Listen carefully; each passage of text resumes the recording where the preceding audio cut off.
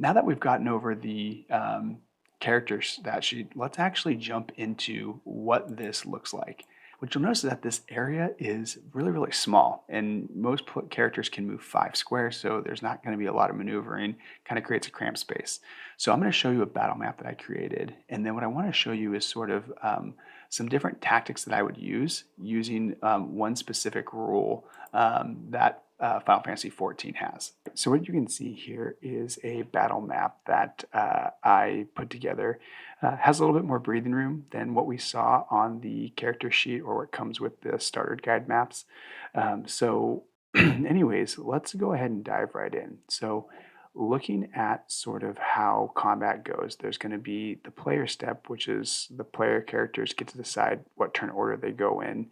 And then there's going to be the enemy step, which is how the enemies go into play. So what will more than likely happen is that the tank will probably take a move and jump over, use some of their movement, get to about here, and then use their overpower ability, which will basically allow them to hit all 3 of these enemies and get enmity on them. So what enmity is it's the tanky mechanic in Final Fantasy XIV tabletop RPG. Any enemy character affected by enmity has a -5 penalty to hit any other character but the tank. So it really focuses on pulling the aggro from the entire enemy group that's hit with that. So one of the things too that you'll notice inside the stat sheets or in the cold-blooded fate information itself is that if these enemies are affected with enmity, then they are to attack that the warrior. So that's just sort of a default given. Maybe with enemies that have a different level of intellect, like if they're fighting a humanoid or something like that, you could have them try to target somebody else, but they'd be taking a -5 penalty. So what'll happen is your warrior will come in and pull aggro on all 3 of these enemies. You're gonna have the black mage probably stay put and casting, and then the dragoon will probably more than likely move over to flank effectively, right? Try to get in between and get up in there and do some damage. So that is more than likely what will happen during the player's turn. And then what will happen is you'll move into the enemy step. So if we were to, kind of run this just sort of as is, what would happen is this Bodianoe would go first, and he would sort of maybe move over and attack the tank with his combo, or use his sticky tongue, and if we move him back, maybe pull the tank over and attack him with his combo. And then these ones would maybe then move over to attack him and sort of kind of encircle him, right? So again, they're taking all the damage. The dragoon's in there as well. And so after everyone's going to do their combo, what's going to happen is they're going to then have their labored leap, I think is what that ability is called, jump on each one of them. So as you can see, it's going to be right about there. And this is going to overlap a little bit as well. And then this guy is going to come right there. So as you can see, these giant squares here are going to be sort of the damage zone that the players are going to want to move out of. So if the warrior and the dragoon do not move out of this area, that's when they're taking the 2d6 or the 3d6 worth of damage.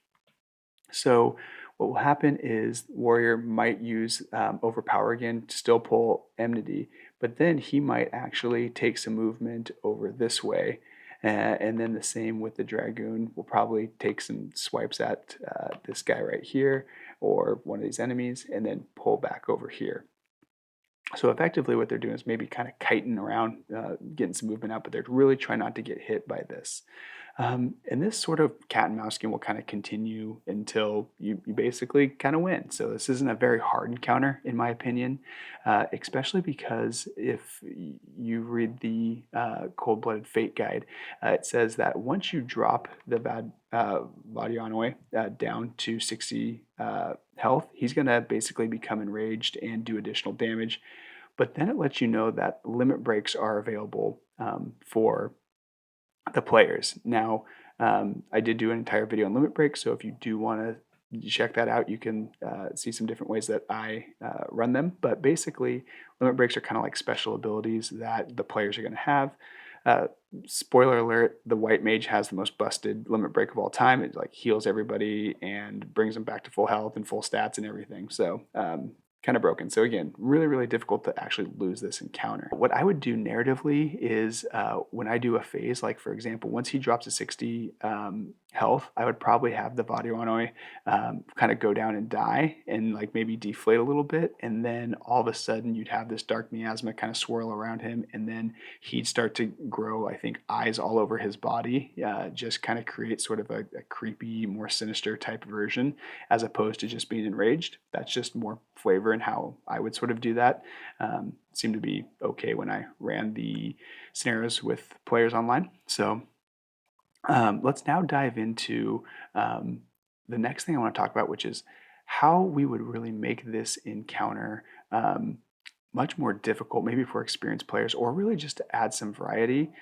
Also, one little note here is that after the enraged occurs or the phase shifts to phase 2, this guy is going to show up. I put him down here just so the squishier characters have something to deal with, or maybe creates a little bit of like, oh, we've got to actually do something besides stand here and blow stuff up or heal people, right? That's kind of how I would look at it. So, but let's talk a little bit about the rule that I think you can incorporate to make this a lot more engaging and more difficult, and kind of cause the players to think a little bit more about how they want to do things. So the rule that I want to go over that makes this encounter very interesting is in regards to how movement is done between creatures that are larger than the players. And so if you take a look here, you'll see that large characters can actually move through smaller characters no problem at all. But medium characters can't. So a like-sized character, medium character can't really push through anything. Larger creatures have no problem at all. Now the real interesting rule comes into what happens if a larger creature occupies the same space as a smaller creature. Well, according to the rules, is that the GM will displace the smaller figure to an adjacent square from where the bigger characters occupied. Now, the real cool thing is that any characters that are repositioned by the GM are knocked off their feet, leaving them prone. And so repositioning a character in this manner is not considered movement. So it doesn't take away movement from the characters on their turn. But what you can do is you can actually make it so now the players have to use some movement to get up and maybe not use some of their abilities. Like for example, the black mage has one where if they stay put, they can basically make a second primary attack or cast a primary spell. So that can actually create a little bit of more difficulty and nuance in this encounter. So let's go ahead and run the same encounter on the battle map, and I can show you what I'm talking about. So let's go ahead and run that same scenario that we just ran, but let's go ahead and incorporate some of the rules that we just discussed into the game. So let's say then the warrior's going to do warrior things. He's going to come up here. He's using overpower, and again, he's hitting all 3 of these enemies, putting that enmity on them. No problem at all. Let's just say the dragoon's going to just do his thing over here. And then you've got the black mage is going to blast things, and then the white mage is going to, probably put some dots or some stone out. So that'll be sort of the player's turn there.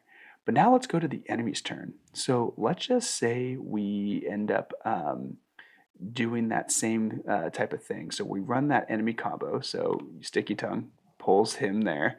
And then what happens is he, takes the attack on the warrior because he's got the enmity. Hits, misses, doesn't matter.